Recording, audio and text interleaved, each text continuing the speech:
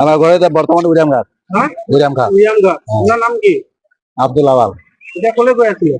এতিয়া এই বর্মা যাম। কিহৰ কাৰণে? এই মালটো থবলৈ। কি মাল? এই ঘৰৰ আলনা চৌকা আৰু এইবোৰে।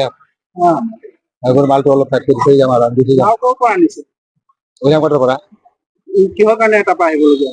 তাতে গণ্ডগোল লাগিছে, নাগাৰ গণ্ডগোল লাগিছে, ইফালে উৎসাহ।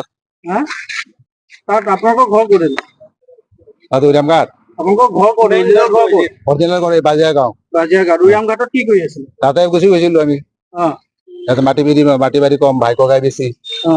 মাটি বিক্ৰী কৰি দিলো, বিক্ৰী কৰি তাতে মাটি কিনিলো। তাতে উড়িয়ামঘাট দলনি কথা। সেইটো মানে চৰকাৰী মাটি ইমান বছৰৰ পৰা নাগাৰ মাটি। তাতে যোৱাটো 1988 চনত গৈছিল। এতিয়াতো উচ্ছেদ চলাব। চলাবলে কি কৰিম আৰু তাতে বহি থাকিম, মৰিলে মৰি যাম। তাতে যাম আকৌ তাতে গৈ মৰিলে মৰি যাম আৰু কি কৰিম, উপায় নাই, মাটি মুটি নাই, ক'ত যাম? ইয়াতে কোনে জাগা দিব? মালটো বচাবৰ কাৰণে আনিলো। ইয়াত কোন আছে আপোনাৰ? ইয়াতে আমাৰ একটা কুকুৰ ল'ৰা একটা ককাই আছে আৰু একটা আমাৰ মাহীৰ ল'ৰা জোঁৱাই একটা হয়।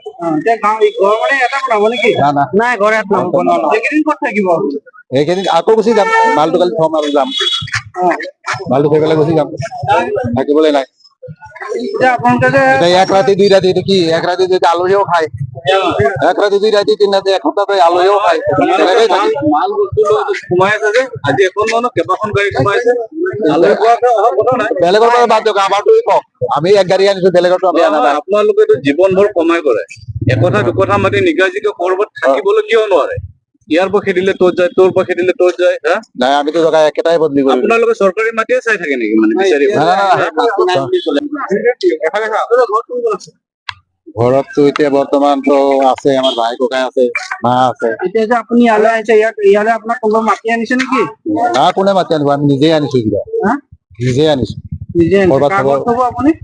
এতিয়া মানে আমাৰ জোঁৱাই আছে, ভতিজা জোঁৱাই আছে, আমাৰ ককাই আছে একটা, সিহঁতে অলপ যদি জগা দিয়ে এইটো থম আৰু ঘূৰি যাম আৰু।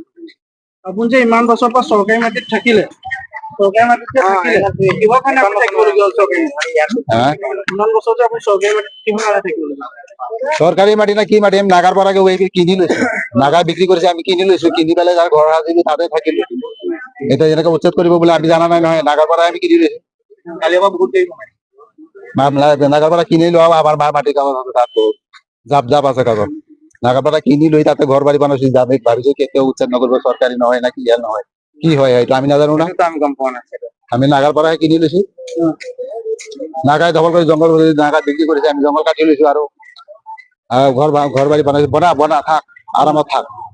নাগাৰ পৰাই আমি লৈছো, কাৰোবাৰ মাটি দখল কৰি লোৱা নাই। এতিয়া আকৌ তালৈ উভতি যাব? উভতি যাব লাগিব, ইয়াতে মাটি নাই, মাটি নাই, একো নাই, আমি কি কৰিম? ভাঙি দিলে আৰু তাতে পৰি থাকিম, গছ তলত, গছ তলতে থাকিম। যি হয় নিশ্চয় ৰাখিমেই। যিমান গাড়ী আহিছে এতিয়ালৈকে, যিমান গাড়ী আহিছে আমি ৰখাই পেলাই চামগুৰি থানাক চমজাই দিছো। চমজাই দিলে এতিয়ালৈকে যিমান আহিছে বুলি নহয়, যিমান আহি থাকে সবকে ৰখাম। কাৰণ নগাঁও মধ্য অসম কোনো বহিৰাগতৰ আশ্ৰয় শিবিৰ নহয়, আশ্ৰয়স্থল নহয়। আৰু মধ্য অসম নগাঁও জিলাক আমি সেইটো হ'ব নিদিওঁ কোনো কাৰণতে। আমি বিৰলাচি থানা অসমৰ তৰফৰ পৰা কোনো কাৰণত নিদিওঁ তেওঁলোকৰ আশ্ৰয়স্থল হ'ব বুলি। আমি এতিয়ালৈকে 10খন মান অনুমানিক ধৰা হৈছে গধূলা সময়ৰ পৰা। এই গাড়ীসমূহ কলৈ যাবলৈ আহিছিল? এই গাড়ীসমূহ আপোনাৰ মাইনৰিটি এলেকাত বাজিয়া গাঁও ফালে সোমাব ওলাইছিলে, চামগুৰি তিনিআলি হৈ সোমাব ওলাইছিল। নিশ্চয় চামগুৰি আৰক্ষীক চমজাই দিছো। আমি নিশ্চয় গোটেই ৰাতিপুৱালৈকে আছো, যিমান গাড়ী আহে প্ৰতিখনে ধৰিম। দেখিবলৈ পোৱা গৈছে উৰিয়ামঘাটৰ পৰা যিসমূহ উচ্ছেদিত লোক আছে, উচ্ছেদ নকৰাৰ আগতে বিভিন্ন জেগাত সোমাইছে, চামগুৰিতো হৈছে। যিসকলতো সোমাই গ'ল ধৰক, এতিয়া আমি বিচাৰি আনিব নোৱাৰো, কিন্তু আগন্তুক যিসকল আহিব, যিমান আহিব চব আমি ধৰি আৰক্ষীৰ আগত চমজাই দিম।